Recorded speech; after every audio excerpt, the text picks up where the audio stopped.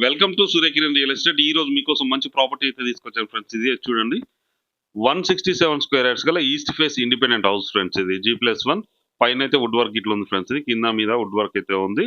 ఇది వచ్చేసి మనకి 3 to 4 ఇయర్స్ ఓల్డ్ గల ఇండిపెండెంట్ హౌస్ ఫ్రెండ్స్. ఇది 30x50 సైజ్ గల ఇండిపెండెంట్ హౌస్. ఇది చాలా నీట్ గా చాలా బాగుంటుంది ఫ్రెండ్స్. ఇది ఫుల్లీ రెనోవేషన్ చేశారు ప్రజెంట్ ఉన్న టైంలో.